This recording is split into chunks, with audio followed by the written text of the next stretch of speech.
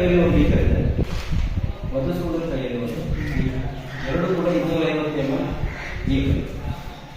ಈ ಬೀಕರ್ನಲ್ಲಿ ಇದರಲ್ಲೂ ನೀರು ಹಾಕಿದ್ದೀವಿ, ಇದರಲ್ಲೂ ನೀರು ಹಾಕಿದ್ದೀವಿ. ನೀರಿಗೆ ನಾವು ಎಣ್ಣೆಯನ್ನು ಮಿಕ್ಸ್ ಮಾಡಿದ್ದೀವಿ, ನೀರಿಗೆ ಕಲ್ಲನ್ನು ಮಿಕ್ಸ್ ಮಾಡಿದ್ದೀವಿ, ಕಲ್ಲನ್ನು ಹಾಕಿದ್ದೀವಿ, ಇಲ್ಲಿ ಎಣ್ಣೆಯನ್ನು ಹಾಕಿದ್ದೀವಿ.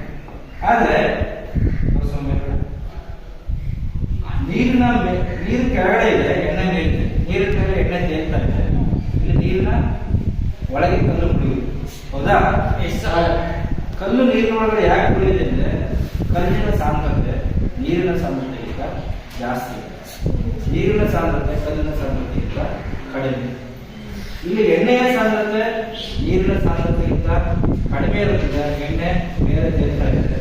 ನೀರಿನ ಸಾಂದ್ರತೆ ಎಣ್ಣೆಯ ಸಾಂದ್ರತೆಗಿಂತ ಕಡಿಮೆ ಇರುತ್ತೆ, ಜಾಸ್ತಿ ಇರುತ್ತೆ. ನೀರು ಕೆಳಗೆ, ಎಣ್ಣೆಯ ಪದರದ ಕೆಳಗಡೆ.